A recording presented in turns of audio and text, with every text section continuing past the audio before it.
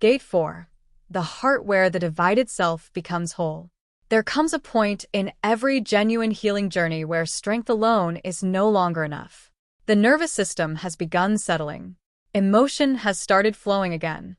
False identities are slowly dissolving. Personal power has begun returning. Yet something still feels incomplete. Many people reach this stage believing they have healed because they have become stronger. But strength is not the destination.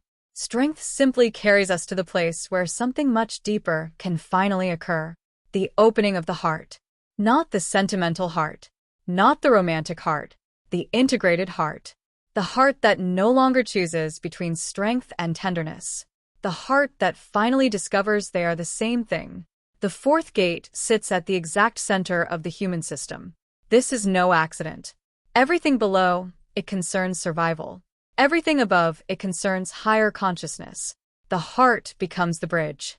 It is the meeting place where instinct and wisdom shake hands, where body and spirit cease competing, where the wounded child finally meets the conscious adult. Many traditions have spoken of the heart as though it were simply the center of love.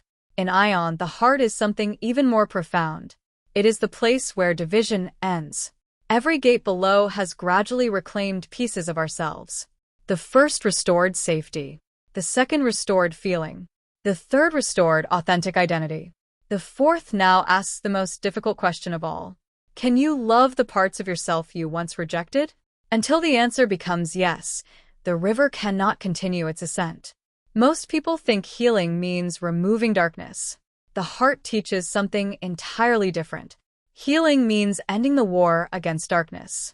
For years, we have judged ourselves, ashamed of our fear, ashamed of our anger, ashamed of our grief, ashamed of our jealousy, ashamed of our mistakes, ashamed of our weakness.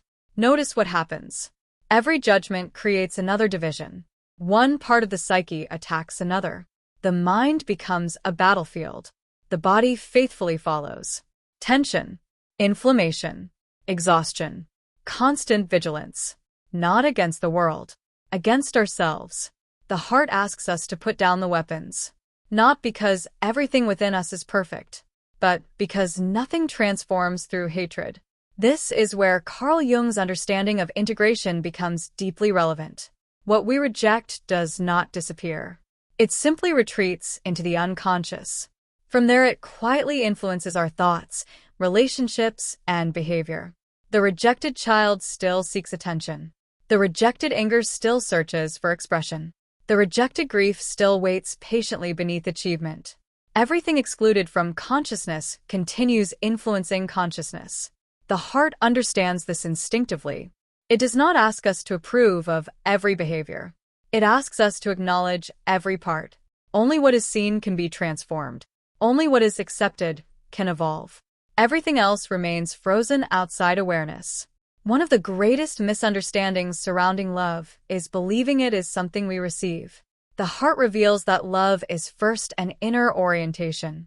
If I continually attack myself, ignore myself, abandon myself, criticize myself, no amount of external affection can compensate. The nervous system eventually believes self-abandonment is normal. Many relationships become unconscious attempts to receive externally what we refuse to cultivate internally. We ask others to provide safety, validation, worth, belonging, acceptance. Eventually they fail, not because they lack love, because they were never meant to carry that responsibility. The heart quietly whispers, "Become the place you have spent your life searching for." This is why genuine self-love is often misunderstood. It is not endless affirmation, nor is it believing we are flawless. Self-love is radical honesty without self-condemnation. It is looking directly at our wounds without looking away. It is admitting our mistakes without making them our identity. It is allowing ourselves to be fully human without withdrawing our own compassion. Imagine how gently you would comfort a frightened child. Now, imagine speaking to yourself with the same kindness. For many people, this feels almost impossible. The inner critic has become louder than the inner parent. Healing gradually reverses this relationship. The compassionate witness becomes stronger than the condemning voice. The nervous system finally experiences something many never received during childhood: unconditional acceptance. Forgiveness reaches its deepest expression within the heart. Earlier we spoke of releasing emotional contracts. Here forgiveness becomes even more intimate. We begin forgiving ourselves for surviving, for coping, for making imperfect choices with limited awareness, for not knowing then what we know now. Many people remain trapped because they unconsciously continue punishing themselves for decisions made decades earlier. The psyche quietly repeats, "You should have known better." But the truth is simpler. You acted from the level of consciousness available at the time. Growth naturally changes perspective. Compassion naturally follows understanding. Forgiveness does not erase responsibility. It removes unnecessary suffering. The heart also transforms the way we see others. Something remarkable happens during genuine integration. Judgment gradually gives way to understanding. This does not mean accepting abuse, nor abandoning discernment. Boundaries remain essential, but hatred begins dissolving. You recognize that many harmful people are themselves acting from unintegrated wounds. Hurt people often hurt people. Fearful people spread fear. Ashamed people shame others. This understanding does not excuse behavior. It simply prevents bitterness from poisoning your own heart. Discernment remains. Resentment slowly leaves. The energy leak begins closing once again. Compassion does not mean rescuing everyone. This is another lesson the heart patiently teaches. Many confuse love with self-sacrifice. They abandon themselves in order to save others. Eventually, resentment grows. Exhaustion follows. The heart understands balance. You cannot pour from a vessel continually emptied. Love requires boundaries. Not because boundaries reduce love, because boundaries protect it. A river without banks becomes a flood. Healthy banks allow the water to nourish everything around it. Likewise, healthy boundaries allow love to remain life-giving rather than self-destructive. There is another transformation that quietly occurs here. Projection begins collapsing. Earlier in life, we blamed others for emotions we did not understand. We projected our fear, our shame, our insecurity, our unmet needs. As the heart opens, projection becomes less necessary. Why? Because what has been accepted internally no longer needs to appear externally. Every integrated shadow removes another projection from the world. Relationships become clearer. People become easier to see as they truly are, not through the lens of our wounds, but through the lens of presence. This is one of the hidden gifts of heart consciousness. Reality gradually becomes less distorted. From an ion perspective, this gate marks a profound energetic shift. The lower gates primarily repair fragmentation. The heart begins generating coherence. Think of an orchestra. Each instrument may be perfectly tuned, yet until they begin playing together, there is no symphony. Safety alone is insufficient. Emotion alone is insufficient.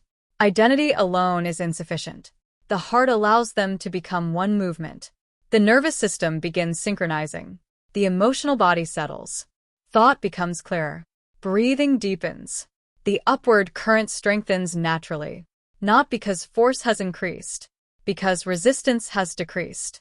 This is also where gratitude becomes genuine. Not forced positivity.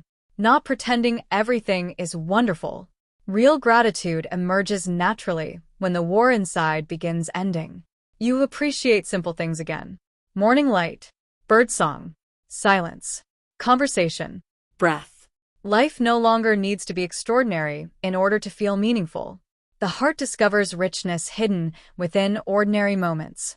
Many spend decades chasing peak experiences while overlooking quiet miracles occurring every day. The integrated heart notices both. Perhaps the greatest lesson of this gate is this: love is not an emotion. Love is coherence. When every part of you stops fighting every other part, when the wounded child is embraced instead of rejected, when strength protects tenderness instead of hiding it, when truth and compassion become inseparable, the heart begins generating a field unlike anything created by fear. This field changes perception, Decision-making. relationships, health, purpose. Not through mysticism alone, through profound inner organization. Fragmentation leaks energy. Wholeness generates it. As the heart continues opening, the current begins rising toward the throat. This transition surprises many people. Once you stop lying to yourself, another question naturally follows. Can you stop lying to the world? Not through cruelty, not through confrontation, through authenticity. For years, the heart has quietly collected truth. Now, the fifth gate asks whether that truth can finally be spoken.